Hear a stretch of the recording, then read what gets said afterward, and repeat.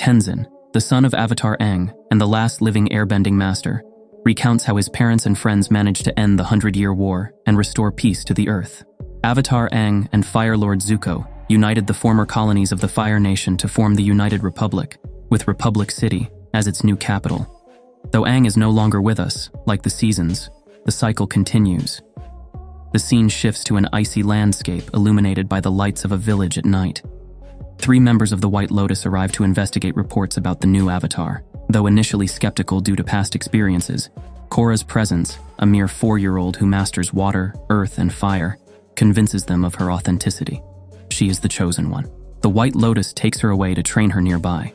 We fast forward to the present, where Korra faces a firebending master in her final exam.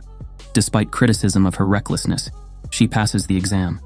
But her joy is tainted when Tenzin tells her she cannot stay to train her due to his obligations in Republic City. Disheartened, Korra escapes that night with the blessing of the elderly Katara. After stowing away on a ship, she arrives in Republic City, where she finds herself lost, without money or knowledge of how the city operates. After confronting some members of the Triad, she is arrested for causing more trouble than they did. It's then that she meets Lin Beifeng, the chief of police and daughter of Toph, who is unimpressed by her attitude or title. After a brief conversation, Tenzin shows up to rescue her, but later changes his mind about sending her back to the South Pole. Korra ends up embracing Tenzin and his 3 children. Shortly after, Korra reveals her identity as the Avatar in a press conference in Republic City. Meanwhile, on the radio, a man with glasses asks another, Amun, masked, about his plans. Amun responds that since the Avatar has arrived sooner than expected, they will have to hasten their actions. Korra, now officially settled on Air Temple Island, immerses herself in reading about the thrilling pro-bending matches taking place in Republic City. Eager to witness them, she tries to persuade Tenzin to accompany her, but he dismisses the sport as a deviation from the noble tradition of bending in all its forms. Despite her arguments about her years-long desire to see a pro-bending match, Tenzin insists that she must stay on the island. The airbending training between Tenzin and Korra begins, but her skills are disappointing.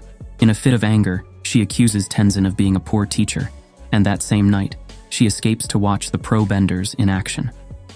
At the pro-bending arena, Korra is discovered by Toza, the caretaker of the place and a former professional bender. During an argument, a young pro-bender named Bolin intervenes on her behalf. He invites Korra to watch the next match from the private locker rooms of his team, the Fire Ferrets. There she meets the other members, Bolin's older brother, the firebending master Mako, and their waterbender, Hasuk. Korra is impressed by how the 3 of them, especially Mako, excel in the game. After the match, they talk, and Korra learns some basic moves, while Mako realizes that the fangirl he was dismissive of earlier is actually the Avatar. Meanwhile, on Air Temple Island, Korra continues to struggle with airbending. Still obsessed with pro-bending, Korra seizes an opportunity during a practice session with Mako and Bolin to learn about the sport. Once again, she escapes from the island to watch another match of the Fire Ferrets, much to Tenzin's irritation. The Fire Ferrets discover that Hasuk hasn't shown up for the match, leaving them without a waterbending master and eliminating their chances of winning. Despite Mako's opposition, Korra suggests replacing Hasuk. Meanwhile, Tenzin searches for Korra and eventually finds her at the arena. As Korra participates in the game, she makes some fouls due to her lack of understanding of the rules, but ultimately uses her skills to aid the team. Furious, Tenzin tries to take her back, but Korra refuses, determined to help the Fire Ferrets. Finally, Korra uses moves taught to her by Tenzin and his children to turn the tide of the game in favor of the Fire Ferrets. After the victory, Tenzin admits that the modern pro-bending style, suggested by Korra, helped her develop her movement skills as an airbender. Korra decides to join the Fire Ferrets full-time, leaving Tenzin exasperated.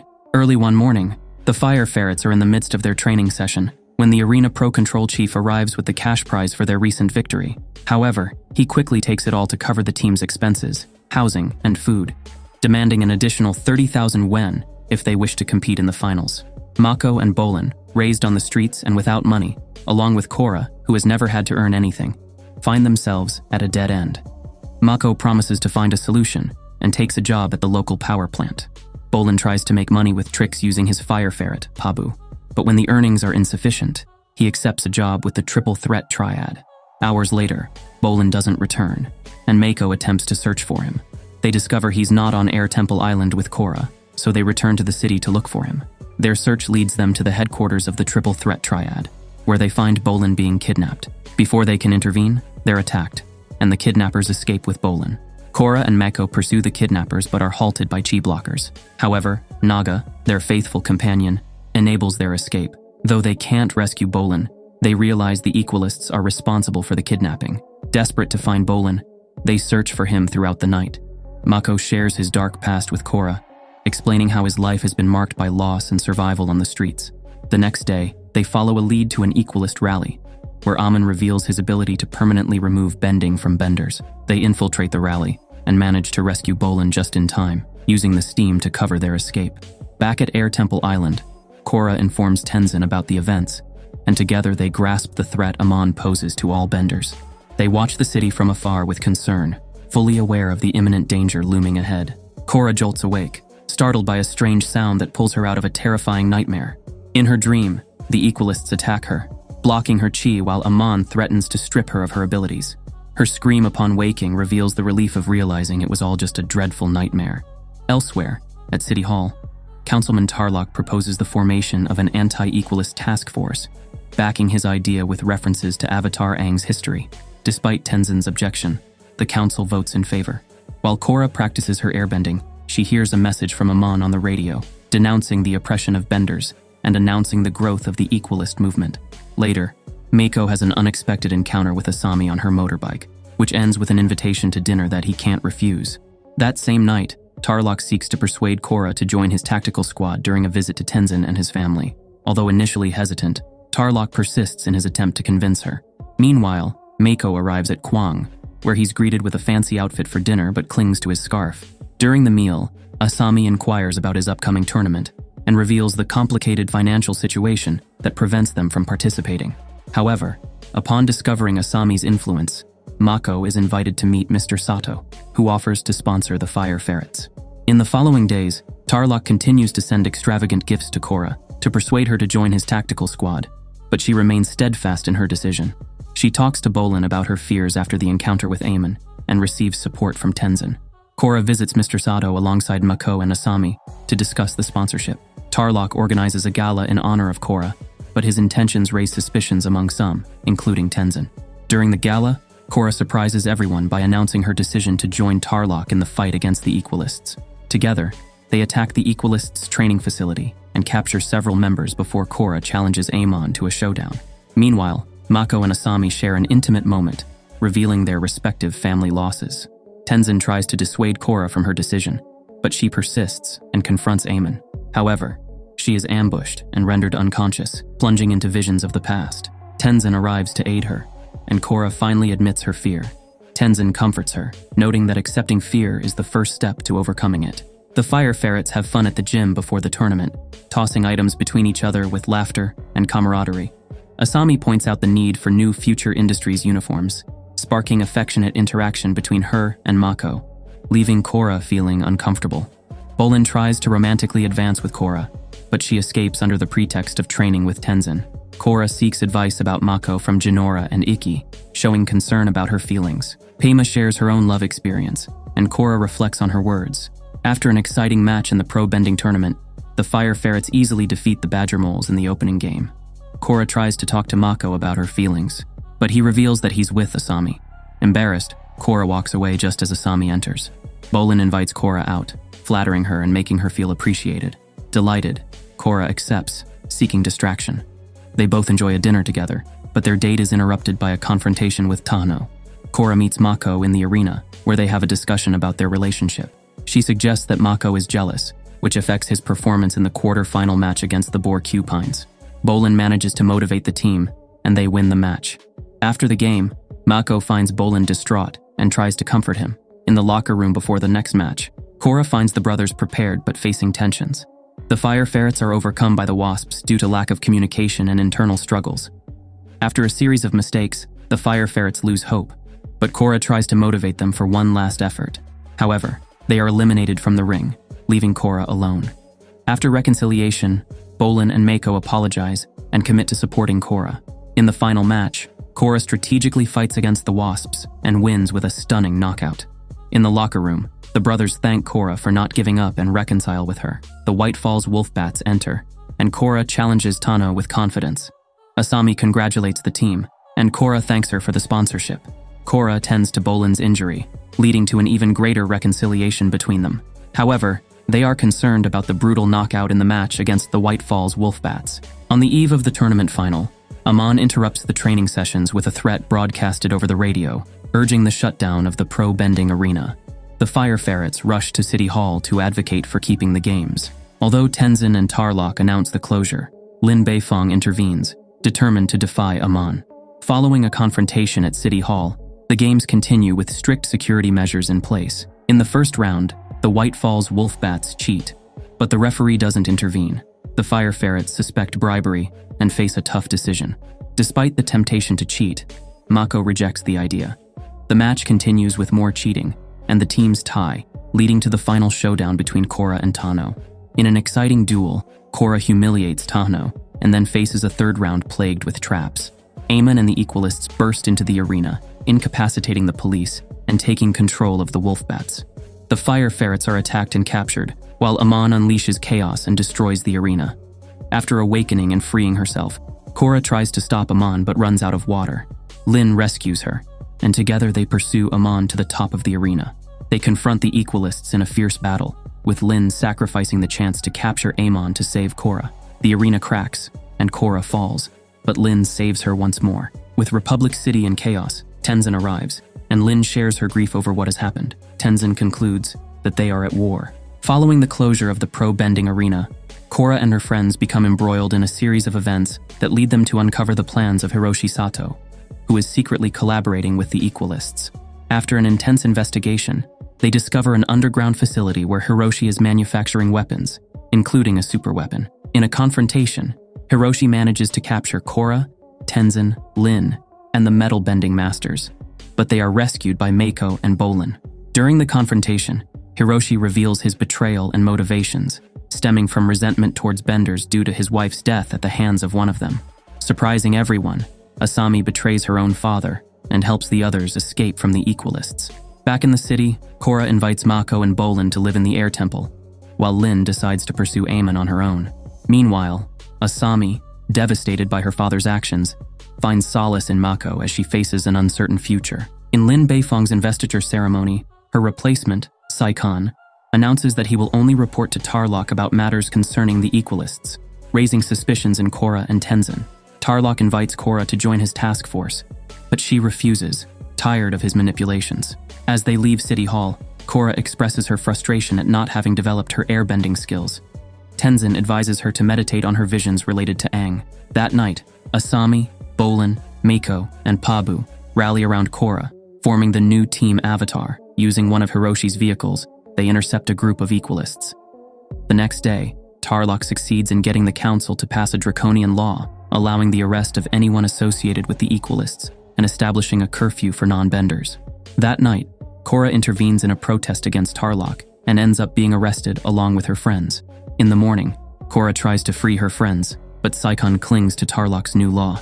That night, Korra confronts Tarlok at City Hall. The confrontation turns violent, and Tarlok kidnaps her, promising to take her far away from Republic City. After being kidnapped by Tarlok and locked in a metal box in the mountains, Korra is rescued by Lin, Mako, Bolin, Tenzin, and Asami, who deduce that Tarlok is responsible. However, when they confront Tarlok, he manages to escape.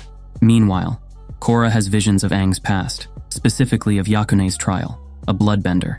In the vision, Yakune is convicted for the illegal use of bloodbending, but manages to escape using his abilities. Aang, in his avatar form, apprehends him, but Korra realizes that Aang was trying to warn her about Tarlok.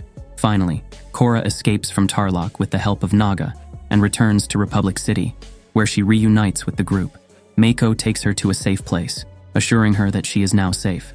After the Equalists attack, Korra rests while Mako takes care of her, which makes Asami feel disheartened by their prolonged time together. Meanwhile, in another room, Ikki, Jinora, Milo, and Pima rejoice upon hearing that Korra is safe. During dinner, Tenzin and Lin Beifong are surprised to hear about a councilman's abduction by Amon. In the kitchen, Asami and Mako argue about Mako's feelings for Korra and the shared kiss between him and Korra. Later, Tenzin asks Lin to watch over Pema and the children, while he goes to speak with the other council members. However, The Equalists ambush Tenzin on the City Hall rooftop, but he manages to escape by demonstrating his mastery of airbending. Later, when Tenzin and Saikon attempt to contact the United Forces, the Equalists sabotage the lines and fill the building with gas. Despite safely evacuating everyone, they are ambushed by mechanical tanks. Korra and her friends arrive to rescue Tenzin and destroy the remaining mecha tanks. Meanwhile, aboard one of the airships, Amon assures Hiroshi that Asami will soon return to him. The Equalists invade Air Temple Island, where Lin fights against them, but is overpowered. However, Tenzin's children intervene and manage to defeat the Equalists. After an intense battle, Tenzin and Korra arrive to find Pima holding her newborn son, Rohan. However, more Equalists approach the island, forcing Tenzin, his family, and Lin to flee on Ugi. As they escape on Naga, the White Lotus guards fight against the Equalists, and Lin sacrifices herself to stop one of the enemy ships. Finally, the United Forces prepare to retake Republic City, with General Iroh leading the charge. The new Avatar team, consisting of Korra, Mako, Bolin, and Asami, is hidden underground in Republic City, assessing Amon's forces and preparing for the arrival of General Iroh, grandson of Fire Lord Zuko, leading a liberation fleet. However, Hiroshi Sato has developed biplanes that attack the fleet, but Korra manages to save the general. Despite the setback, General Iroh leads a commando raid to destroy the Equalists' airfield. Meanwhile, Korra decides to confront Amon directly, and Mako supports her decision. Infiltrating Air Temple Island, Korra and Mako plan to ambush Aemon, but they only find Tarlok imprisoned. Tarlok reveals that he and Aemon are brothers, sons of Yakone, who taught them bloodbending to seek revenge on Avatar Aang. Aemon, actually Noatak, disappeared after a confrontation with his father. Tarlok reveals that Aemon has discovered how to use bloodbending to remove others' bending abilities. Korra and Mako discuss their options and decide to try to expose Amon as a bender in front of his Equalist followers to weaken his support. With Tarlok's blessing, they prepare to confront Amon and reveal his true identity. General Iroh, Bolin, and Asami work together to disable the Equalists' airbase. Naga rescues the three humans from prison and protects Bolin from the mechs, while Asami and Bolin fight against Hiroshi and manage to defeat him. In the sky, Iroh hijacks a plane and, despite losing it, manages to use a surprising lightning blast to bring down the rest of the enemy fleet. On their part, Korra and Mako burst into an Equalist rally at the stadium with the intention of exposing Amon.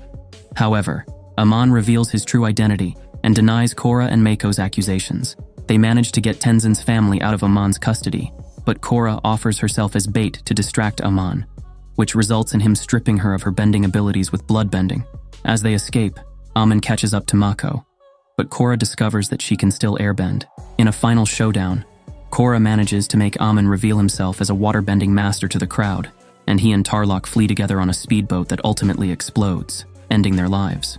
At the South Pole, Katara attempts to restore Korra's bending abilities without success, but Aang appears in spiritual form and restores her abilities, bringing her to the Avatar state. Korra regains her confidence and shares an emotional moment with Mako, who has witnessed the restoration of her powers. The season ends with Korra using her new powers to restore Lin Beifong's earthbending abilities, offering an optimistic note that, despite the challenges, there is still hope for a better future. 6 months after Aemon and the Equalists' defeat, Korra and her friends decide to attend the Glacier Spirits Festival. Tenzin, who now has time to teach Korra airbending, lives with his family on Air Temple Island. Mako has joined the Republic City Police Force, leaving Bolin as the sole remaining member of the Fire Ferrets team. Asami leads Future Industries, but the company is struggling due to the stigma imposed by her father. Meanwhile, there are reports of ships being attacked by supernatural forces worldwide. At the festival, they encounter Tonrak, Korra's father, and Unalaq, the chief of the Northern Water Tribe, and Tonrak's brother. Unalaq is concerned about the secularization of the festival and believes it has angered the spirits, who are attacking ships in southern waters. He wants to teach Korra how to communicate with the spirits. Meanwhile, Asami meets with Varric, a shipping magnate, to aid Future Industries. During the festival, Bolin tries to befriend Eska, Unalaq's daughter, and Korra grapples with the pressure of making decisions for herself. However, they are interrupted by a dark spirit attack. Unalaq arrives and pacifies the spirit, leading Korra to accept him as her new mentor, leaving Tenzin saddened. Tenzin and his family depart for the Southern Air Temple, while Korra wonders if she made the right decision in choosing Unalaq as her mentor. Unalaq assures her that she did, and Korra stays with him to learn how to communicate with the spirits. Unalaq requests Korra's company on a journey to the South Pole, the spiritual epicenter of the Southern Water Tribe. Excited, Korra immediately accepts. Meanwhile, Tenzin's family arrives at the Southern Air Temple, now bustling with air acolytes, joyous to welcome the next generation of airbending masters. Accompanied by Mako, Unalaq, and his sons, Bolin and Tonrak, Korra sets off for the South Pole. During the journey, Unalaq reveals the existence of a portal that connects the human and spirit worlds, which only Korra can open during the winter solstice. On a quiet night around a campfire, Tonrak confesses that he was banished from the Northern Water Tribe for nearly bringing about its destruction. During the pursuit of fire raiders, Tonrak stumbled upon an ancient forest, home to spirits. In his attempt to confront them, the forest was razed and flooded, triggering an attack by enraged spirits on the Northern Tribe's capital. Although Unalaq calmed the situation, Tonrak was exiled by his father and started a new life in the south. The revelation leaves Korra stunned by her father's omission. The next day, the group is ambushed by more spirits, leading Korra to suggest that Tonrak return home, as she doubts the wisdom of opening the portal and uniting the two worlds. However, Korra manages to open the portal amidst the spirit attack in the form of serpents, unleashing the southern lights that dance in the sky. Upon their return, they encounter a flotilla of ships from the Northern Water Tribe, bewildering Korra, who questions Unalaq about their presence. He reveals that the opening of the portal is just the first step in the spiritual restoration of the Southern Tribe, indicating that there is much more work to be done. The troops of Unalaq from the north arrive in full force, imposing a blockade that confines all Southerners to the south. In the streets, the presence of Unalaq's forces becomes aggressive, forcing people to return to their homes. The Northern Chief declares that they are there to protect the spiritual portal, arguing that its opening will allow humans and spirits to travel between the poles at will. At the Southern Air Temple, Tenzin is surprised to discover that his memories of family vacations with Aang do not include Kaya and Bumi. It becomes clear that Aang spent much more time with Tenzin than with his other children. While searching for Ikki, who has disappeared, Kaya and Bumi express their resentment at feeling abandoned by their father, challenging Tenzin's belief in a perfect childhood. Tonrak and Senna gather many Southerners in their home to discuss the situation. Although Tonrak agrees that his brother's actions are questionable, he remains on the sidelines of discussions about what to do about it. Meanwhile, Varrick fans the flames of civil conflict, finding support among Southerners who feel that their culture and lives are being oppressed. Korra tries to advocate for her uncle to the Southerners, but Tonrak urges her to speak for herself. After a series of confrontations and tensions, including Bolin breaking up with Eska, and an incident between Northern and Southern soldiers, Korra confronts her father for keeping Tonrak's past secret. Korra decides to intervene to stop the rebellion orchestrated by Varrick and ends up disrupting a raid on Unalaq's palace, only to discover that her father wasn't leading the operation. Unalaq agrees to a trial for the aggressors, but ultimately arrests Korra's parents for treason, showing his more ruthless side. Korra returns home, reconciling with her parents and promising to fight for what is right. Tonrak accepts his differences with Unalaq, but reaffirms his commitment to his family. However, the political situation becomes even more complicated with Korra's parents under arrest, leaving an uncertain future for all involved. Unalaq disregards Korra's pleas to release her parents, believing they are complicit in the assassination attempt against him. He ensures a trial presided over by his old friend Judge Hota, promising impartiality. While Mako, Bolin, and Asami wait to meet with Varrick to discuss the deal with Future Industries, they encounter Eska and Desna searching for Varrick in his room. After their departure, Varrick reveals himself hidden inside a plush platypus bear with Zhu Li, and he tosses money to Bolin to bribe Judge Hota, suspecting that Unalaq has manipulated the trial. Tenzin finds Ikki in a cave, having breakfast with baby sky bisons. Tired of her siblings' teasing, Ikki identifies with the sky bisons. Inspired by his daughter, Tenzin makes amends with Kaya and Bumi at the temple. Bolin fails in his attempt to bribe Judge Hota, and Unalaq testifies about the attempt on his life. Korra, responding honestly, reveals Varrick and Tonrak's involvement in the plot. Judge Hota issues a verdict, freeing Senna, but sentencing Tonrak and the rebels to life imprisonment. Furious, Korra threatens the judge, forcing him to reduce the sentence to life imprisonment. Bolin tries to break up with Eska, who agrees but presents a morbid engagement necklace, leaving Bolin horrified. Korra visits Tonrak in prison and promises to free him, but he refuses, fearing a civil war. Korra confronts Hota and discovers that Unalaq engineered Tonrak's exile. Bumi apologizes to a statue of Aang for not being an airbending master, but Kaya consoles him. Korra reveals Unalaq's plan, and the group joins forces to free Tonrak. After a confrontation with Unalaq, the group escapes and frees Tonrak, who decides to lead the South in the impending civil war. While fleeing, Eska, enraged, pursues them, furious at being abandoned by Bolin. The group arrives in Republic City, where Varric has already arranged a meeting with President Raiko, endorsing both his campaign and that of his opponent. Korra participates in a peaceful demonstration in support of the South, but the Southern Water Tribe Cultural Center is destroyed by a remotely activated bomb. Although the North appears to be the primary suspect, Mako, witnessing the use of firebending by one of the perpetrators, doubts the North's guilt, but his words fall on deaf ears. Unalaq orders his children to bring Korra to him, as he needs her help to open the northern portal. Eska, in her emotional turmoil, believes that Korra has stolen Bolin and must be captured alive. In the meeting with Raiko, he expresses concern about the civil war, but refuses to send military aid, which enrages Korra. Varric suggests that Asami sell weapons from future industries to the south, generating profits for her company and strengthening the south against Unalaq. Upon learning of Korra's clandestine plan to seek military aid from General Iroh, Mako faces a dilemma about his loyalty to Republic City. Threatened with a court-martial, Iroh suggests that Korra seek help from her mother, Fire Lord Izumi. Varric persuades Bolin to star in a series of propaganda films supporting the South, hoping to influence Raiko to take action against Unalaq. Korra discovers that Mako has betrayed her to Raiko and confronts him. The argument ends in a breakup, with Mako tired of their constant conflicts. At the Southern Air Temple, Tenzin watches as Milo, with a tough training style, becomes the leader of the lemurs, worrying the master. Korra sets off for the Fire Nation and is attacked by her cousins, but a large dark spirit engulfs her, leaving Desna and Eska believing she has died. The cargo ship was attacked by bombs and Water Tribe ambushers, who mention that Varric won't be happy. Meanwhile, Desna and Eska awaited their father Unalaq outside the Southern Spirit portal. Upon emerging, Unalaq shows disdain for the Avatar's death and is disappointed with the issues regarding dark spirits. In Republic City, Varric promotes his propaganda film and plans to use Bolin as a star to garner support against the Northern Water Tribe in the Civil War. However, Bolin is rejected by Ginger, which leaves him disillusioned. Julie informs Varric about the capture of a shipment before leaving. At the police headquarters, Mako and Asami are concerned about the attacks.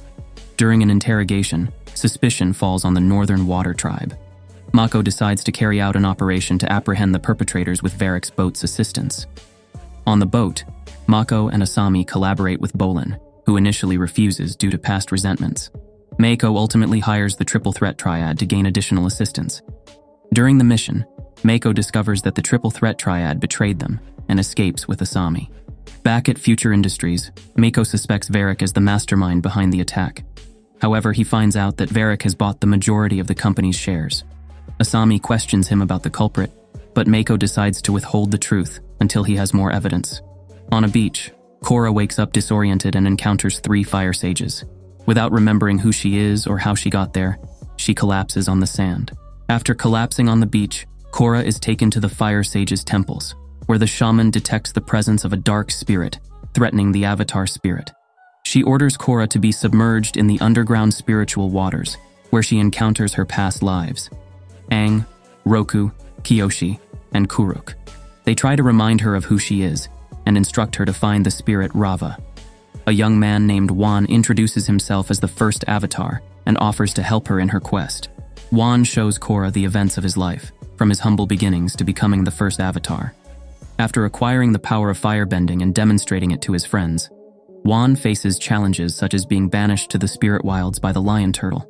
In the spirit wilds, Wan encounters numerous challenges and finds friendship with spirits like the cat deer. He decides to stay in the wildlands and learn from the spirits, eventually mastering firebending with the help of the white dragon. Later, Wan finds himself in a struggle between the spirits Ra'ava and Vatu, being tricked into releasing Vatu and causing an imbalance in the world. Throughout his travels, Wan seeks to restore balance and separates Rava and Vatu, unaware of the consequences.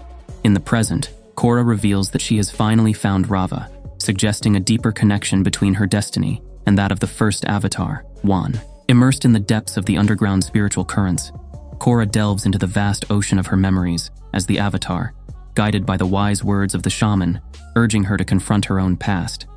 Thus, she finds herself enveloped in the epic of Wan, the first Avatar, whose actions and dilemmas resonate through the ages. In the ancestral tale, Juan converses with Rava about the role of humans in spiritual matters, experiencing a torrent of guilt for his decisions. Despite his offer of assistance, Rava rejects him, leaving him alone with his reflections. Juan, in his quest for redemption, encounters Airbending Masters, awakening a long-dormant emotion upon finding himself among his own kind once again. However, his joy is fleeting, as he soon becomes embroiled in a conflict with dark spirits threatening his newfound peace. It is then that Ra'ava emerges to confront the darkness by his side, marking the beginning of an inevitable collaboration. As Juan progresses on his journey, Rava warns him about the growing threat of Vatu and the imminent harmonic convergence, a catastrophic event that jeopardizes existence itself. Together, they embark on rigorous training to master the four elements, preparing for the ultimate confrontation. However, even with their combined power, Juan faces defeat against the dark forces. In a desperate act, Ra'ava urges him to take her to the southern portal of the convergence, where the final fusion occurs, giving rise to the first avatar. Thus, Juan commits to maintaining balance in the world, sealing the spiritual portal to safeguard the future. Although his time in the physical world comes to an end, his legacy endures through the centuries, guiding those who succeed him. Upon awakening from her spiritual trance, Korra finds herself imbued with the strength and wisdom of her predecessors, ready to face her own destiny with courage and determination. Riding on a flying bison towards the South Pole, she prepares to confront the upcoming harmonic convergence, knowing that she is never alone in her struggle for balance and peace. Korra arrives at the Southern Air Temple, reconciles with Tenzin, and apologizes for abandoning him as her mentor.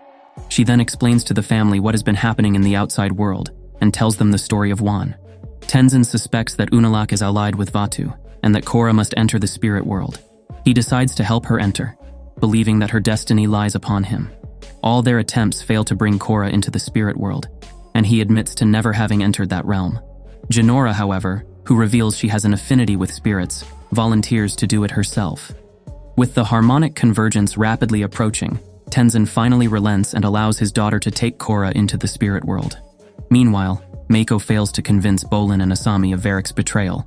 The mogul himself makes some rather suspicious comments to Mako about Bolin and Asami's safety, when he asks him to keep quiet. Later, Mako is arrested by Lin, Lu, and Gang, when the three find evidence planted in his room. Unalaq and his children attempt to open the northern spirit portal, but fail after Desna is injured in the attempt. Unalaq then kneels before his master, the imprisoned Vatu. Unalaq believes they have failed with Korra dead, leaving them without a means to open the remaining portal. But Vatu reveals that Korra is alive and in the spirit world. Korra and Jinora are amazed by the beauty of the spirit world, but their joy is interrupted when Jinora wanders off alone, and they are both separated by a series of spiritual dangers. Korra finds herself lost in a dark forest, and in a moment of terror, regresses to her younger, more vulnerable self, inadvertently unleashing her power on a phoenix spirit, injuring it in the process. It is then that Iroh, the wise dragon of the West, appears, whom Korra recognizes from her past lives as Aang. Iroh takes them to his tea shop in the spirit world, where he is hosting a wedding tea party between two of his spiritual friends. During a game of Pai Sho, Iroh explains how he arrived in the spirit world at the end of his physical life and has been there ever since. Meanwhile, Jinora encounters her spiritual friend, Furryfoot, who leads her to Wan Shutong's library to search for information about the harmonic convergence. Despite the initial resistance from the elderly spirit, Jinora manages to obtain crucial information about closing the spirit portals during the harmonic convergence to keep Vatu imprisoned. However, their search is interrupted by the appearance of Unalaq, an ally of Wan Shutong, who captures Jinora with the help of a corrupted Furryfoot. Meanwhile, at Iroh's tea shop, Korra experiences emotional turbulence that affects the spirits around her. Iroh guides her and reveals how the Avatar's emotions can influence the spiritual world, particularly during moments of tension. Korra embarks on a mission to lead the Phoenix spirit back to its nest, facing challenges along the way. Finally, with the help of her own inner light, Korra reaches the nest, and the spirit leads her to the spirit portals. However, before Korra can close the portals, she is confronted by Vatu and Unalaq, who reveal Jinora as their hostage. Unalaq forces Korra to open the other portal under threat, but then attacks her. Though the Phoenix spirit saves her, Jinora is taken to the spirit world, leaving Korra awake in the material world, worried about her friend's fate. In the Southern Water Tribe, rebels are swiftly crushed as Unalaq unleashes his children and dark spirits upon them. Unalaq and Tonrak face off in a long-awaited battle, but Unalaq manages to overcome his elder brother and capture him. Varric will screen Nuktuk's final move at the Pro Control Stadium, with President Raiko and most of Republic City in attendance. During the ordeal, Varric's henchmen attempt to abduct Raiko, but Bolin manages to save the day in Pro Control style, leading to Varric's arrest for his conspiracy. Mako is released from prison after being vindicated, and Lu and gang are fired. Korra and Tenzin arrive, and Korra kisses Mako, unaware that they have broken up, due to her not fully recovering from her amnesia induced by the Dark Spirit, and Mako reaffirms their relationship, much to Asami's silent and furious rage. Korra and Tenzin reveal Unalaq's plot to conquer the world to Raiko, but the president still refuses to send aid to the south. Despite Tenzin's pointing out that the entire world and humanity are at stake, Raiko believes he should strengthen the United Republic against the looming danger. Furious, the Avatar team decides to confront Unalaq on their own. However, to make amends for his betrayal, incarcerated Varric lends the gang his battleship. With tension palpable in the air and the imminent threat of Unalaq looming, Korra and Tenzin dive into rigorous training, fervently preparing for the impending battle. While Korra channels her energy into combat, Mako chooses to postpone his own personal dilemmas amidst the urgency of the moment, refusing to address them while focusing on the imminent challenge. The meeting with Katara and Senna reveals Tonrak's distressing situation, prompting the team to act with determination before it's too late. However, plans are thwarted when an attempt at an aerial attack results in a deadly trap, leaving most of the group at the mercy of the enemy, except for the unexpected hero, Bumi. As Unalaq unveils his sinister plan to merge with Vaatu during the harmonic convergence to become a dark avatar, Tonrak pleads in vain for the chaos to be stopped. But his pleas fall on deaf ears as Unalaq relentlessly advances toward his dark destiny. Improbability becomes an ally when Bumi, recovering from the battle, confronts the dark spirits with unexpected skill, freeing his comrades with a mix of cunning and luck. Meanwhile, Korra takes command, ordering Tonrak's evacuation for recovery as she prepares to face the ultimate challenge alongside her loyal companions. With courage and determination, the group confronts Unalaq and his forces in an epic showdown, only to be outwitted by the enemy's cunning, just as the harmonic convergence is triggered, unleashing Vaatu from his millennia-long imprisonment and unleashing rampant chaos upon the spiritual and material world. With Vaatu unleashed and chaos unleashed in the spiritual world, Korra prepares to confront the dark spirit, unleashing the full power of the Avatar state. With masterful skill, she manages to banish Unalaq back to the material world, while Mako and Bolin hurry to the South Pole to stop the dangerous villain. Bolin and Mako bravely confront Unalaq, but their confrontation becomes complicated when Desna and Eska intervene on their father's side, leaving the brothers in a desperate situation. Desna and Eska frees the brothers in an act of loyalty to their father, while Unalaq returns triumphantly to the spirit world. However, the ultimate battle is about to unfold. Korra, channeling the spirit of Wan, confronts Vaatu in an epic struggle for the fate of the world. But just when victory seems within reach, Unalaq intervenes, merging with Vaatu to become the formidable dark avatar spirit. Meanwhile, Tenzin and his siblings embark on a desperate mission to find Jinora, facing unimaginable dangers along the way. In a surprising twist, Iroh appears before Tenzin, offering him help to return to the material world. However, Tenzin rejects the offer, determined to find his daughter at any cost.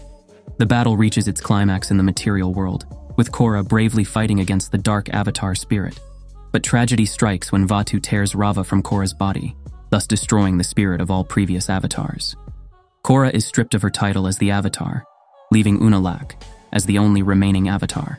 With overwhelming power, Unalaq transforms into a monstrous form and embarks on a path of destruction through the world, sowing chaos and despair in his wake.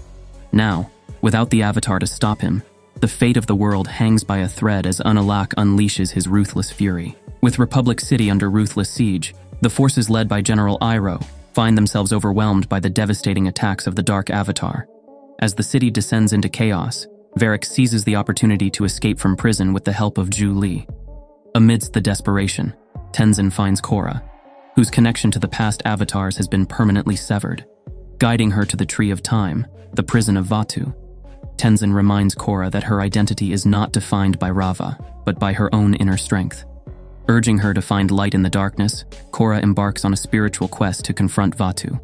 After deep reflection on her bond with Rava, Korra manages to free her spirit and unleash a powerful glow radiating towards Republic City. Facing Unalaq in a titanic battle in the city's bay, Korra attempts to extract Rava from Vaatu, but her efforts seem in vain until the unexpected arrival of Jinora brings a ray of hope. With Jinora's help, Korra succeeds in freeing Rava and using Unalaq's spiritual pacification technique to purify Vaatu, destroying the dark avatar spirit and defeating Vaatu once again.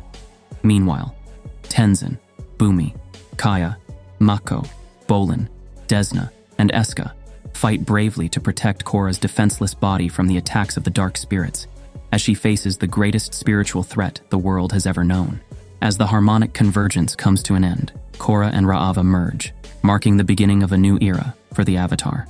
Choosing to leave the spirit portals open, Korra seeks to amend the mistakes of the past and forge a future of harmony between humans and spirits. With the twins going their separate ways and Mako and Korra following divergent paths, Jinora is returned to life, while Korra proclaims the beginning of an era of peace and balance in a renewed world, where spirit and humanity unite in harmony. It's been 2 weeks since the showdown between Vaatu and the Avatar spirit Korra in Republic City Bay. The city still bears the scars of the battle with the presence of spiritual vines, creating pockets of forest in several districts of the city. Korra fails in her attempts to free the invaded neighborhoods, and her reputation suffers with the locals and President Raiko. Meanwhile, Bumi, having fun with a spirit, falls from a tree into a crevice. He falls several meters, but cushions his fall with a reflexive control of the air. Astonished, he rushes to tell Tenzin and his family, but they don't believe him until Milo throws a plate at him, triggering another reflex in front of Tenzin, Korra, Bolin, and Asami. Meanwhile, Mako goes to a shop where a man who couldn't control his airbending flees in terror. The man, named Tao, finds himself on Kyoshi Bridge in Republic City before being saved by Korra from a dizzying fall. Shortly after, President Raiko orders the Avatar to leave the city. She decides to go with Tenzin in search of other airbending masters. At the same time, Zahir, a dangerous criminal, masters airbending and uses it to escape from his prison. As the Avatar team embarks on their journey to Ba Sing Se in search of new airbending masters, they make several stops in villages along the way, seeking to recruit those who can help rebuild the Air Nation. However, their efforts only result in the enlistment of a young man named Kai, while others prove reluctant to join their cause. Meanwhile, Zahir and his fellow criminals continue their quest to free their incarcerated allies, traversing the 4 nations on their mission. After freeing Gazan and Minghua, they head towards the Northern Water Tribe in search of their final companion, Pali. However, their plan does not go unnoticed, and Lord Zuko sets out to stop them before they can free Pali and unleash further chaos upon the world. The Avatar team's journey, now with a new friend, and Zuko's race against time to stop Zahir and his gang, promise an epic confrontation that will determine the fate of the nations and the balance of the world. The Avatar team finally arrives at their destination, the walled city of Ba Sing Se. Bolin is particularly excited to finally see the city where his father grew up. Upon landing in the inner circle, the group is greeted by the Grand Secretary Gun, who takes them to their apartments. While Mako and Bolin search for Kai, who has disappeared, Korra speaks with the Earth Queen. The latter is very demanding and arrogant, constantly shouting at her subjects, and Korra doesn't even have time to explain the situation. However, the Avatar agrees to undertake a security mission in a nearby village to improve relations between them. Meanwhile, Mako and Bolin follow Kai's trail, stealing from people in the inner circle. After a chase through the streets, Kai corners the 2 brothers in the city's metro, which leaves them in the outer ring. They also realize that the little rascal has stolen their money, leaving them unable to make the journey back. In the inner circle, they are caught by a fruit vendor when the vendor's father has a revelation. Bolin and Mako's father is his brother, and therefore, they are his nephews. He then hurries to take them to the rest of the family. Mako and Bolin then meet their grandmother. Korra and Asami set out to fulfill the Queen's mission, protecting a tax collection in a nearby village. Shortly after, the collection is attacked by a gang of backpackers, but the Avatar and the president of Future Industries manage to defeat them. As the leader leaves, he shouts that the gold belongs to the Earth people and not to the Queen, with Korra feeling that he is partly right. Upon returning to the palace, the Queen informs Korra that there is no airbending master in Ba Sing Se and asks the Avatar to leave as soon as possible, which infuriates Korra. At night, Bolin and Mako are having dinner with their family when they learn that one of their cousins has begun to master airbending, but that 2 Dai Li agents have taken him away. At the same time, in the inner circle, Kai is kidnapped by Dai Li agents. Meanwhile, Zuko and Tonrak travel to the North Pole to visit the chiefs of the northern tribe, Eska and Desna, and devise a plan to stop Zahir and his team. Zuko, Tonrak, Eska, and Desna await the arrival of Zahir, who arrives with his team.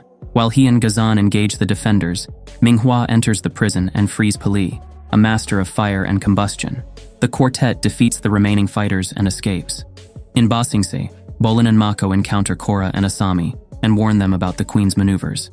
At that moment, the Queen arrives and informs them that the Airbenders are in a distant province, ordering them to leave that same night. Asami manages to buy some time. Mako considers starting the investigation at Lake Laogai, the former stronghold of the Dai Li. However, once there, Jinora transcends her mind in the ruins and discovers that the stronghold has been abandoned for centuries. Afterwards, Korra asks Jinora to find Kai through their emotional connection.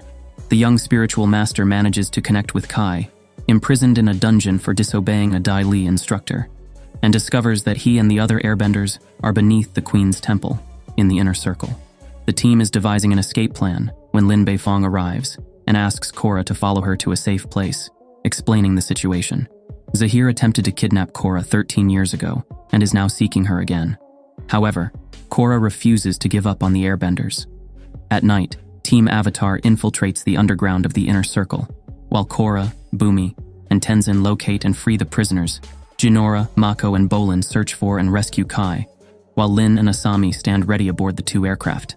The two teams encounter ambushes from the Dai Li troops and the Queen, who reveals her intentions to form a battalion of airbenders under her command. However, by joining forces, the airbenders manage to escape Ba Sing Se on aircraft. The group then splits into two.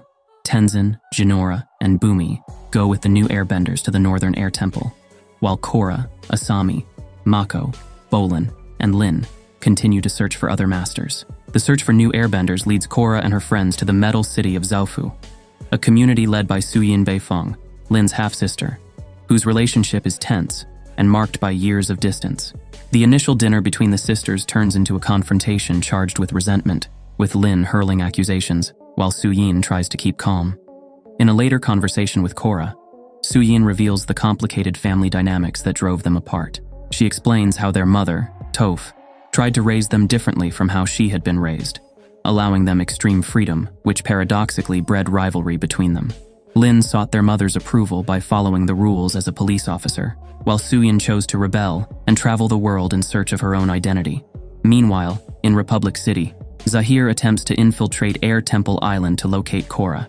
His attempt fails when he is discovered and forced to flee, but not without obtaining an ancient amulet containing a poem by Guru Lagima, described by Zahir as the wisest airbending master. The poem, enigmatic and profound, resonates in his mind.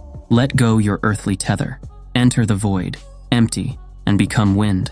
The Avatar team, minus Lin Beifong, has lunch with Su Beifong and her family. During the meal, Korra explains that she never learned to metal bend. Su decides to teach her and Bolin, but the latter refuses. Meanwhile, following Ai Wei's advice, Commander Beifong seeks out an acupuncturist to de-stress. The acupuncture then brings back repressed memories. The initial tensions between Lin, an inspector in Republic City, and Su, who was running with a gang of thugs. The day Lin catches Su in a robbery scene where Su injures Lin's face, Toph's decision to expel Su from Republic City, and Lin's decision to break the report to avoid prosecution. Meanwhile, Korra successfully learns to master metal bending. Opal approaches Bolin, who reveals that he always wanted to master metal bending but never did. Korra's training is then interrupted by a distressed Lin, who provokes her half-sister into a mastery duel. After a quick but intense confrontation, Opal intervenes and stops them both, and Lin collapses from fatigue. Upon waking up, Lin makes peace with herself, Suyin, and Opal, who finally agree to go to the Northern Air Temple. At the same time, Zahir and his group manage to leave Republic City and advance towards Zaofu. They have found the trail of the Avatar. At the Northern Air Temple, Tenzin imparts the Air Nomad's tradition to the newcomers, who resist listening to him. When Kaya and Pema arrive with those from the Republic City Temple, Tenzin is informed that Zahir has come to the Temple Island to steal an amulet belonging to Guru Lagima. He also advises Tenzin to seek help from Bumi. Meanwhile, Kai and Jinora walked and discovered a small flying bison. Bumi brings Navy training techniques to Tenzin. However, the Airbending Master applies them literally, causing the apprentices, Bumi, and even Jinora to refuse to continue. In an effort to change their minds, Jinora and Kai attempt to find the flying bison, but are captured by poachers. However, Jinora manages to communicate with a spirit. The spirit warns Bumi's spirit companion, Boomju, who in turn alerts Bumi. Bumi then motivates the other apprentices to join him. The whole group, accompanied by Tenzin, rescues the two children and incarcerates the poachers in their own cages. At night, Tenzin and Bumi apologize to each other. Jinora asks her father why the flying bison are so friendly. Tenzin responds that they are the original airbenders and they know how to recognize their own kind. After Team Avatar and the Beifong family bid farewell to Opal as she departs for the Northern Air Temple, Zahir and his group infiltrate the city of Zaofu in an attempt to kidnap Korra. They sedate her and attempt to escape, but Bolin notices them and sounds the alarm. Soon, Zaofu is on high alert as Ghazan creates a lava pit to shield Zahir's gang. The metal-bending masters attempt to cross the pit, but Pali's combustion bending prevents them from even getting close. With one option remaining, the Beifong sisters fight from one of Zaofu's domes and grab Korra from above, while Bolin takes out Pali with a precise earth-bending shot. With Korra secured, Zahir blankets the area with smoke to allow his group to escape into the darkness. Their failed attempt results in an investigation into how they managed to infiltrate Zaofu. Aiwei, the city's truthseer, implicates a young guard in the crime, but Team Avatar is suspicious. Korra leads her team to investigate his house and discovers that he was the mole all along. They confront him as soon as he returns home, but the slippery rat uses a bomb to destroy any evidence of his wrongdoing and escapes. Despite orders to stay within the safety of Zaofu, Team Avatar leaves the city in an attempt to locate Aiwei and learn everything they can about Zahir's fixation on the Avatar. Korra, Asami, Bolin, and Mako arrive at a quiet village in the Earth Kingdom, only to discover that they are wanted for crimes against the Earth Queen, forcing them to continue their journey immediately. Meanwhile, Sue informs Lin about the Avatar's departure, sparking the commander of Republic City's anger, who embarks on a mission to find Korra. In an unexpected twist, Team Avatar comes across Aiwei's abandoned jeep near the Misty Palms oasis. While Korra and Asami investigate the vehicle, Mako and Bolin head to the oasis in search of the former counselor. As they progress, they discover clues that could lead them to him. Meanwhile, Asami finds a note from Zahir in the jeep, arranging a meeting at the Zaibao Grove at nightfall. With the information in their possession, Team Avatar gathers and devises a plan.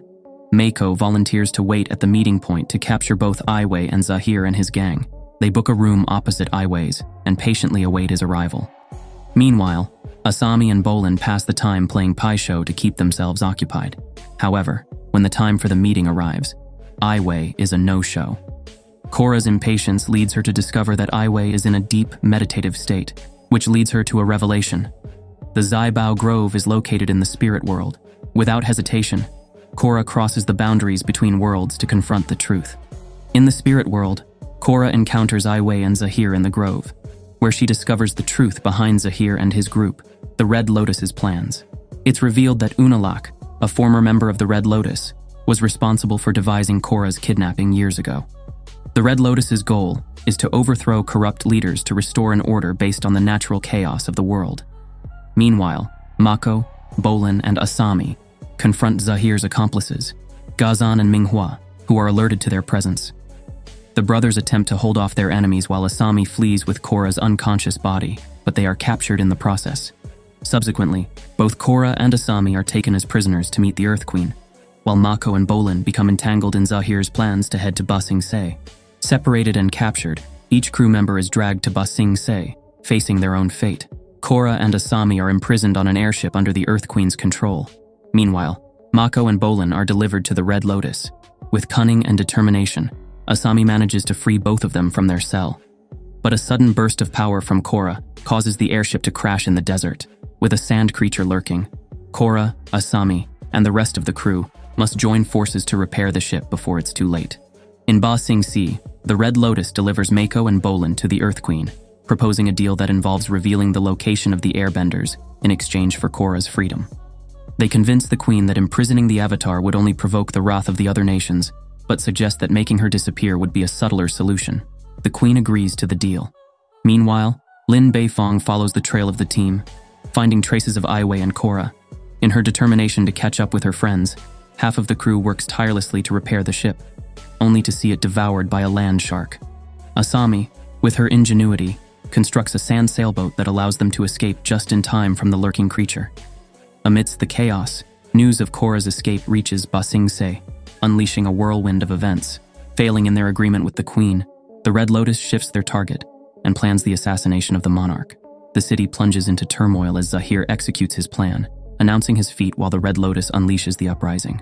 Mako and Bolin remain captive in Ba Sing Se's underground prison until Zahir arrives and offers them freedom in exchange for a message to Korra. Finally, Korra, Asami, and the crew arrive at the Misty Palms Oasis, where they encounter Lin, Tonrak, and Zuko.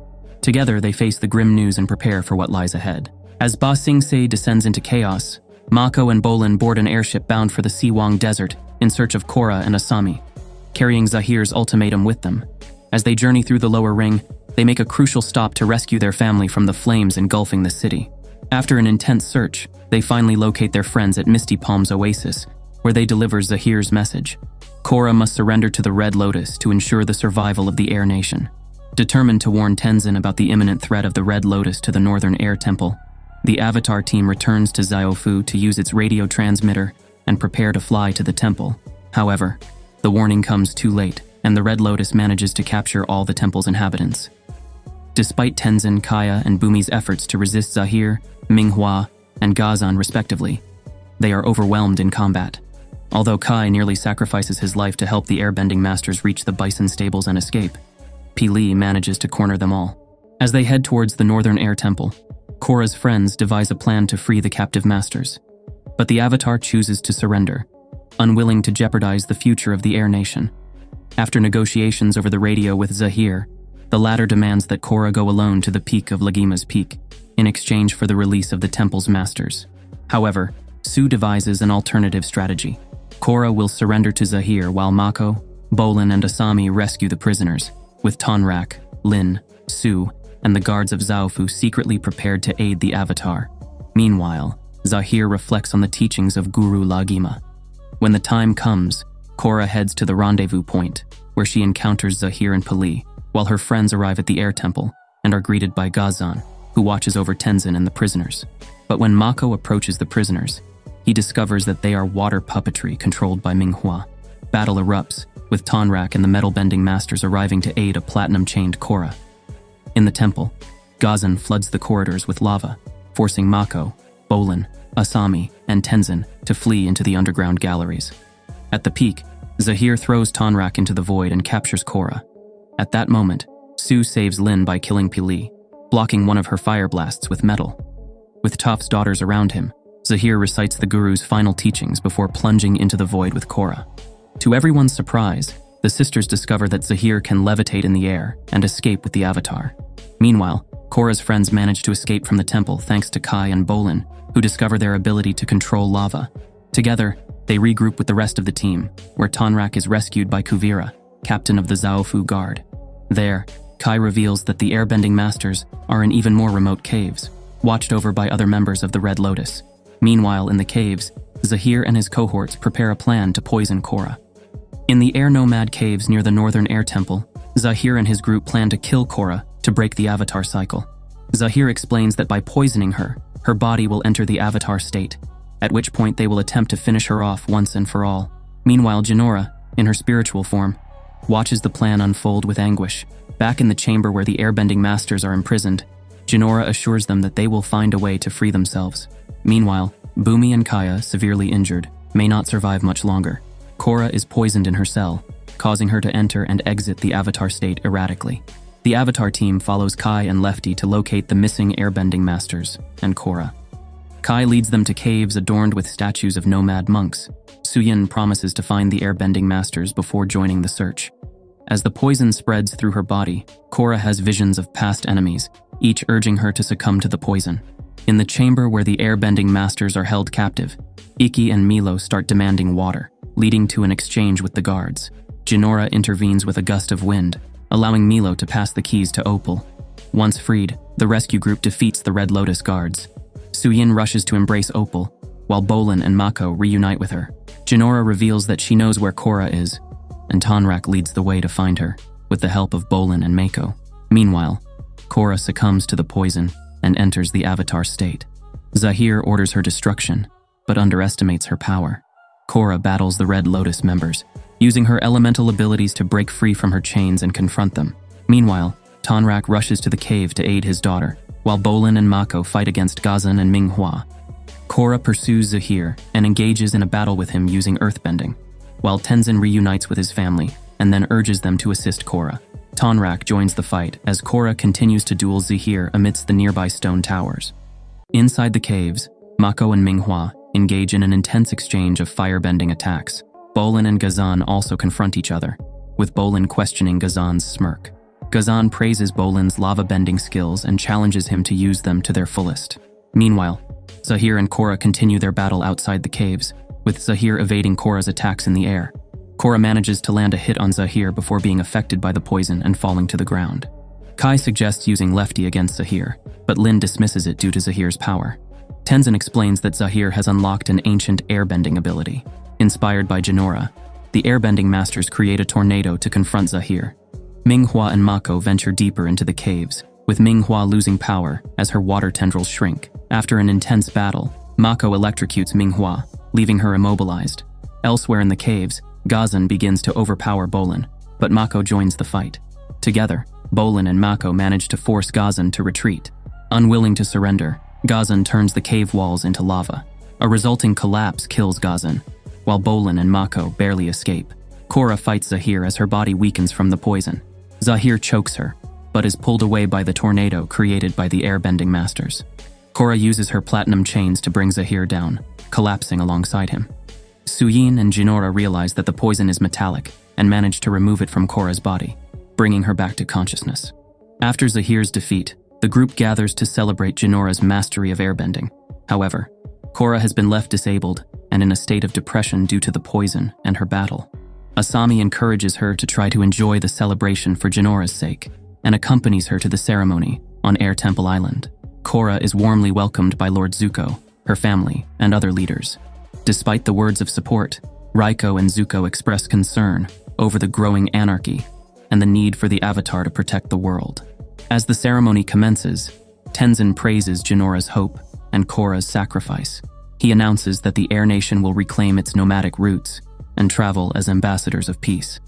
Jinora is anointed as an Airbending Master, while Korra, moved but unseen by others, sheds a tear. The reopening ceremony of Central City Station marks a milestone in the collaboration between the United Republic of Nations and the Earth Kingdom, highlighting Asami Sato and Future Industries' work in modernizing the railway system. However, the event is interrupted by Prince Wu's attempt at flirting with Asami, who subtly rejects him. Mako, present at the scene, joins the conversation and reveals that Wu must discuss the Earth Kingdom throne with President Raiko. Meanwhile, Korra's arrival is eagerly anticipated. Elsewhere, in the state of Yi, Kai and Opal intervene to stop bandits assaulting a village. After a brief confrontation, they manage to secure the village, although the governor is concerned about the limited assistance they have received from the Air Nation. Meanwhile, aboard a train traversing the Earth Kingdom, Balin briefs a group of allies on the progress of their cause, which has gained the support of 2 more states. However, their journey is interrupted when the train halts due to an obstruction caused by bandits. Kuvira, the group's leader, decides to confront the bandits personally. In a brief but decisive confrontation, she uses her metal-bending skills to subdue the attackers, offering them the opportunity to join her cause as loyal members of the Earth Kingdom. In Republic City, Prince Wu and Mako prepare to attend a dinner at Air Temple Island. While Wu indulges in a spa treatment, he encounters a crowd outside the hotel and, believing them to be his admirers, stops to interact with them. However, Mako notices the suspicious presence of individuals dressed in green and, fearing an attack, swiftly removes him from the scene as they become targets of pies thrown by the protesters. Wu, believing he has been gravely injured, panics, but Mako calms him by revealing that he was only hit by a strawberry pie. In Yi, Kai and Opal encounter soldiers from the Earth Empire in the village, including Bolin. Opal is tense upon seeing her brother, Batar Jr., and confronts Kuvira about her history of conquest disguised as aid. Tension escalates when Kuvira reveals that Batar Jr. is her fiancé, surprising Opal. Kuvira attempts to defuse the situation by asking for forgiveness, but their conversation is interrupted when the governor of Yi requests a private audience with her. On her train, Kuvira tries to persuade the governor of Yi to sign an agreement she deems generous, offering him protection against the bandits and allowing him to remain in his position under her supervision. However, the governor refuses and accuses her of only wanting access to Yi's mineral resources. Furious, Kuvira rebukes him for his pride and orders her troops to board the train when the governor commands them to leave. Opal pleads with Bolin not to abandon Yi, but he insists he can't help if the governor wants them gone. Disheartened, Opal distances herself from him. Kuvira leaves the unsigned contract with Kai and explains they will be stationed at the state border for a day, ready to return if they can persuade the governor. As they load supplies onto Lefty, Opal and Kai come under attack in the air by bandits in a biplane. During the skirmish, Kai loses control when his airsuit is damaged by a sword, but Opal saves him by using her own wingsuit to safely glide them towards Lefty. In Yi, Opal returns with the contract signed by the governor and Kuvira, allowing their army to provide aid to the village. At Air Temple Island, Tenzin's family and their guests eagerly await Korra's arrival. Meanwhile, Mako discovers he will be transferred to Ba Sing Se as Prince Wu's bodyguard, despite his desire to return to being a detective. The anticipated arrival of Korra excites everyone, but Tenzin confesses that Korra is not with them, leaving everyone puzzled about her whereabouts. In a warehouse, Korra takes part in a cage-fighting match, displaying a defiant attitude despite being defeated. After the match, she removes the wrist wraps and walks away, leaving behind her identity as the Avatar, and showing indifference towards her whereabouts and legacy. Battered and dressed in Earth Kingdom attire, Korra is seen in front of a broken mirror as she heals a wound on her elbow using waterbending. However, impatient knocks interrupt her concentration, and a man enters the room. On the street, Korra narrowly avoids being hit by a Sotomobile and takes refuge in an alley, where she has a vision of the Avatar state battling against Zahir. Despite her attempt to defend herself with firebending, she realizes she was alone. As she retreats, Korra remembers the farewell from her friends at Air Temple Island, where Bolin offers to be her pen pal, and Asami offers to accompany her, but she prefers to be alone to recover. In the Southern Water Tribe, she suffers from nightmares, and her mother urges her to seek help from Katara. During the healing process, Korra struggles to move and becomes frustrated as she recalls her battle with Zahir.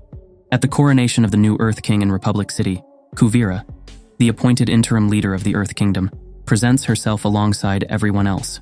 Although she promises to resign once Prince Wu assumes his role as King of the Earth, her presence gradually begins to overshadow Wu's, as the people of the Earth Kingdom show more support towards her than the prince. During the ceremony, Wu receives a lukewarm response from the crowd when being crowned as the new Earth King, while Kuvira receives strong support.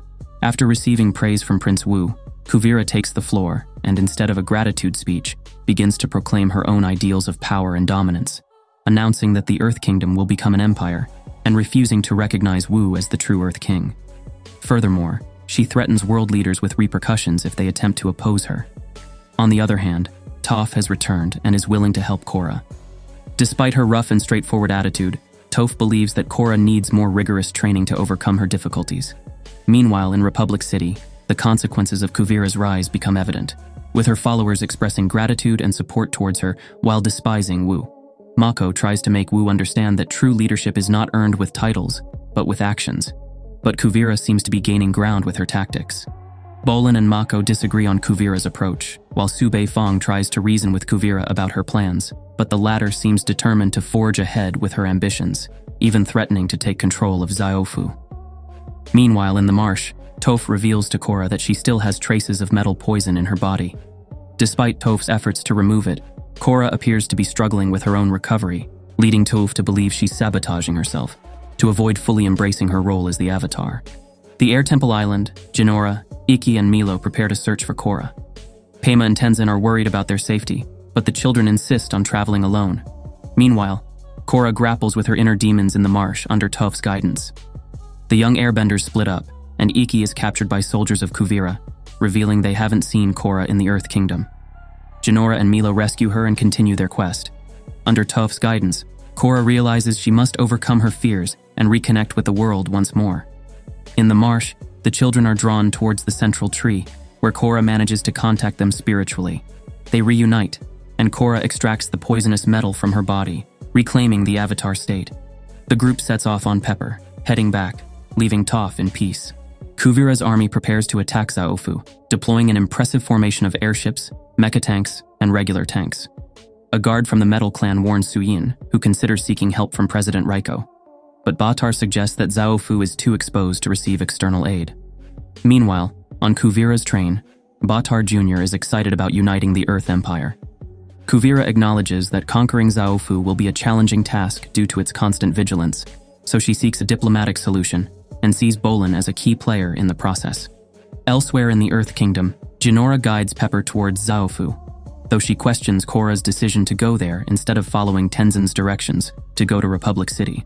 Korra argues that her presence in Zaofu is necessary to demonstrate that she is taking action against Kuvira and seeking a peaceful resolution.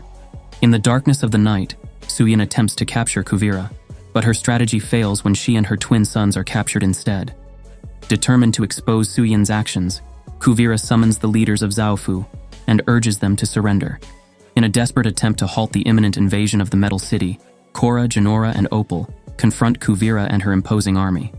A brief but intense confrontation ensues between Kuvira and Korra, leading the Avatar to the painful realization that direct combat is the only option.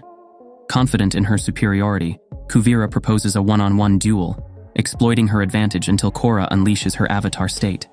However, the overwhelming presence of the Avatar leaves Korra paralyzed, allowing Kuvira to take advantage and defeat her. Before Kuvira can deliver the final blow, Opal and Jinora intervene bravely, rescuing Korra and escaping from Zaofu. Meanwhile, Bolin and Varric are forced to continue their work on developing spiritual energy-based weaponry. However, in secret, Varric transforms one of the devices into a bomb, destroying their research and facilitating their escape. Despite everything, Avatar Jr., closely monitoring the project, is confident he can restart it with Julie's help. Korra's return to Air Temple Island is met with great joy and excitement, especially from the airbending children and her friend Bumi, who expresses how much they missed her. Tenzin praises his children and jokes about Milo, while Korra shares the news of her family's capture by Kuvira, feeling guilty. Tenzin comforts her, reminding her that she wasn't expected to fight Kuvira alone, and everyone expresses their joy at having her back. Meanwhile, Bolin and Varric, disheartened and weary, trek through a forest.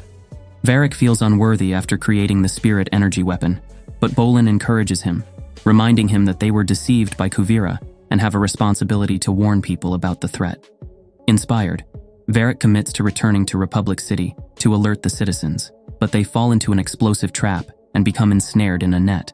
In Republic City, Korra surprises Asami at a restaurant after 3 years, and they share an emotional hug. Her reunion with Mako is interrupted by Prince Wu, whose behavior causes concern. Tension escalates as Asami discusses her relationship with her father, and Korra questions her decision to forgive him. Mako worries about Wu's absence and searches for him, discovering him hiding in the bathroom and being attacked. In the Earth Empire, Bolin and Varric are found by a group of escaped prisoners led by Anna. Varric pleads for their freedom, but they are attacked and separated. Bolin tries to convince the fugitives that they are no longer aligned with Kuvira and need their help to escape. Mako, Korra, and Asami pursue the bathroom attendant who kidnapped Wu. After a high-speed chase, they manage to stop the van and capture the attendant, who reveals that Wu is being taken to Kuvira. With the help of the police, they decide to take Wu to the train station. Korra uses her metal-bending ability to clear a path through the spirit vines and locate Wu's energy. In the Earth Empire, Bolin protects the fugitives from the guards using his control over lava. At Central City Station, Korra and her team find Wu hiding on a train and are attacked by Kuvira's agents. They manage to escape from the train unharmed and decide to hide Wu in Asami's mansion to keep him safe. Meanwhile, Bolin and Varric's group accepts the help of the fugitives to reach Republic City by boat. Elsewhere, Avatar Jr. discovers more powerful spirit vines in the foggy swamp and relays this information to Kuvira, who orders their harvest. At Sato Estate, Mako is teaching Wu how to defend himself against his enemies, but Wu is very sensitive and fell when Mako attacked him. Yin enters the room along with Tu and rushes to the prince who is on the floor, shouting at Mako for hurting him. Mako tells her that he is weak, but Wu explains that he was not raised in the forest by a group of officers like him. Mako realizes that Wu knows nothing about him because he had never asked, but Wu began to attack him with questions as if there was a special lady in his life, to which Mako replies that there hasn't been since Korra, and he split up, surprising Wu, who then wanted to know all about the history between the two. At Air Temple Island, Asami arrives to see Korra, who tells her about giving up being the Avatar. Asami acknowledges the good Korra has done as the Avatar, but Korra recounts her suffering. Amun stripping her of her bending, Unalak severing her connection to her past lives, and Zahir nearly killing her. However, Asami reminds her of the positive actions she's taken, like leaving the spirit portals open, which led to the rebirth of the Airbenders.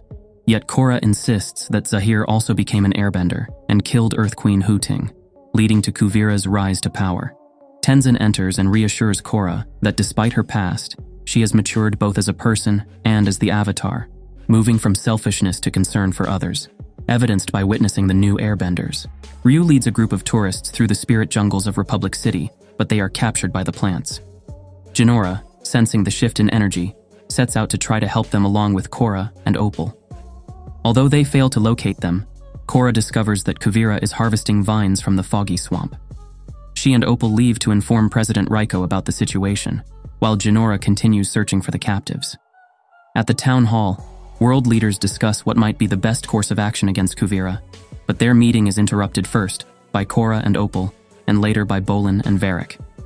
Together, they brief the leaders on Kuvira's plans, and it is decided that they need to strengthen the borders of the United Republic. As the Avatar team gathers, Opal and Lin plan to leave the city to rescue their family in Zaofu alone. Meanwhile, Jinora informs Korra that she has been captured by the spiritual vines. To save her, Korra and Mako venture into the spirit wilds, but find their path to the spirit world blocked by Zahir. Korra decides to confront him. Since Kuvira's power grab was not what he desired for the world, the Airbending Master aids Korra in overcoming what had brought her down and guides her into the spirit world. There, she manages to reconnect with Rava and rescue the souls of Jinora, Ryu, and the captured tourists. On their part, Asami and Varric are put to work by President Raiko in order to find a defense that can protect them from Kuvira's superweapon, while Bolin attempts to reconcile with Opal.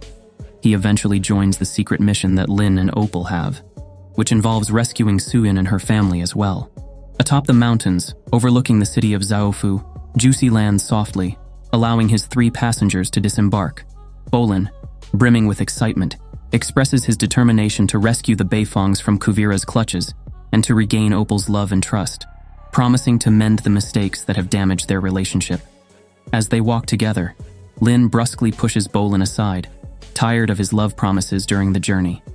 Upon reaching the hill's end, they gaze down towards Zaofu, where Kuvira is devastating the domes. Through a spyglass, Lin notices the presence of numerous troops below and, seeing no other option, decides that their best strategy is to enter the city for a clearer view of the situation. Suddenly, Toph appears behind them, announcing that they won't find the prisoners there, as they've been moved. Lin and Toph exchange a brief greeting, referring to each other as Chief. Opal rushes to hug Toph, recalling the last time they met when Opal barely reached Toph's hip. Bolin, excitedly, jumps around upon realizing who Toph is. Amused by his reaction, Toph sarcastically asks Bolin if he needs to use the bathroom, which makes Opal laugh. Lin, impatient, asks Toph how she knew about Suyin's situation, to which Toph casually responds that she's been watching them from the swamp. Opal then introduces Toph to Juicy, her flying bison. Meanwhile, in Republic City, Varric and Asami present their latest invention to President Raiko, a flying mecha suit. Raiko, unimpressed, questions the suit's source of spiritual energy. Varric explains that using spiritual vines as an energy source is too risky. Annoyed, Raiko orders Asami and Varric to develop spiritual weapons to combat Kuvira. Korra intervenes to report that the harvesting of spiritual vines has led to the capture of citizens. She suggests seeking help from the spirits to protect the city, an idea Raiko agrees with. Wu suggests evacuating the city before a potential attack by Kuvira, and Raiko agrees, tasking Wu with coordinating with the police.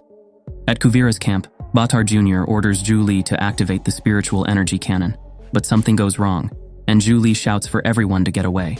Batar Jr. steps in to stop the cannon, discovering a problem in the flow ring that caused the overload. Furious, he demands that everything be fixed before Kuvira's arrival the next day. In a tension-filled week leading up to the announced invasion, Kuvira arrived in Republic City with an impressive arsenal. As Kuvira prepares to attack, a crucial meeting unfolds in a warehouse where Varric is constructing an army of flying mecha suits, called hummingbirds. In this tense moment, Zhu Li encounters Varric and reveals her true intention: to join Kuvira to sabotage her plans from within. She confesses her feelings for Varric and her loyalty to him, but her words fall on deaf ears as Varric coldly rejects her and uses her for his own purposes. Frustrated and hurt, Zhu Li demands respect and walks out of the warehouse, leaving Varric bewildered and Bolin incredulous. That same night, a mechanical colossus rampages through everything in its path. Kuvira showcases her strength by firing upon General Iroh's battleships and the Sentinel outposts, leaving a trail of destruction. Meanwhile, the Avatar team mobilizes to prepare for war. The Airbenders patrol the city, while Prince Wu, Mako, and Lin oversee the evacuation of Republic City. Wu demonstrates surprising leadership by reassuring the populace about the necessity of leaving the city to save their lives. Faced with Kuvira's devastating power, President Raiko considers surrendering as the only option to save the city. However, Korra and her team realize that the key to stopping the monstrous robot lies in finding its weakness. They decide to capture Avatar Jr., who knows the robot inside and out. In a risky undercover mission, Korra and her team manage to kidnap Avatar Jr. for interrogation. However, Avatar Jr. proves to be defiant and loyal to Kuvira, even as Korra tries to persuade him of his mistake. It's only when Korra threatens to let Kuvira see him again that Avatar Jr. begins to relent. Meanwhile, at the planned surrender location, the absence of Avatar Jr. leaves President Raiko bewildered. A radio transmission reveals that he's with the Avatar and demands that Kuvira halt the attack. In a moment of intimacy between Kuvira and Avatar Jr., he begs her to stop the fight, expressing his love for her. But before they can exchange more words, the monstrous robot fires its weapon towards Avatar Jr.'s radio signal location, leaving total devastation in its wake. The Avatar team narrowly escapes from the now-destroyed Future Industries factory and devises a plan to take down Kuvira's giant mecha suit.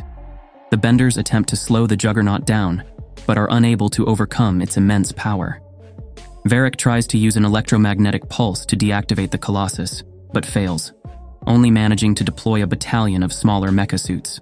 Lin temporarily releases Hiroshi Sato from prison to assist Asami, Varrick, and Zhu Li in designing the hummingbird suits for combat use. During this time, Hiroshi and Asami manage to reconcile their father-daughter relationship, and Varrick successfully proposes to Zhu Li. Avatar Jr. reveals a way to deactivate the giant platinum colossus, and the team comes up with a plan to infiltrate it. With the use of a plasma saw rigged to the hummingbird suit, Hiroshi successfully cuts a hole in Kuvira's colossus, allowing Korra, Mako, Bolin, Lin, and Suyin to enter. However, he is killed in the process. Inside the colossus, the team splits up to confront Kuvira and halt her devastating plan. Korra heads to the cockpit to directly confront Kuvira, while Mako and Bolin seek to deactivate the source of spiritual power. Meanwhile, Lin and Suyin begin sabotaging the interior of the colossus. With effort and skill, Suyin and Lin manage to deactivate the spiritual cannon, but in a final act of desperation, Kuvira tears off the mecha's arm, hurling them into the street as the cannon collapses to the ground. Meanwhile, in the cockpit, Korra and Kuvira engage in a fierce battle, and Mako and Bolin try to deactivate the source of spiritual power, but their efforts seem in vain. With time running out, Mako makes a risky decision to overheat the spiritual vines, hoping to stop the robot. However, the plan nearly cost them their lives, but Bolin manages to pull Mako out just in time before the vines explode. As chaos ensues, Korra tries to persuade Kuvira to surrender, but the stubborn leader refuses and flees into the spirit wilds. There, she tries to use the spiritual cannon against Korra, but the device goes haywire. In an act of bravery, Korra steps between the cannon's beam and Kuvira, absorbing the impact. The resulting explosion creates a new spirit portal, filling the sky with a blend of spiritual energy. As the team searches for Korra amidst the debris, she awakens in the spirit world alongside Kuvira. Despite their differences, Korra shows compassion towards Kuvira, acknowledging her motivations and her need for control. Eventually, Korra manages to bring Kuvira out of the spirit world, where she surrenders to Suyin. In the following weeks, peace gradually returns. Bolin officiates the comical wedding of Varrick and Zhu Li, while Prince Wu makes a surprising decision to step down from the throne and advocate for democracy in the Earth Kingdom. As Korra reflects on her role as the Avatar, Mako assures her of his unwavering support. Tenzin acknowledges the positive impact Korra has had on the world and reminds her that her journey is only just beginning. Finally, Korra and Asami find solace in each other as they walk towards the new spirit portal.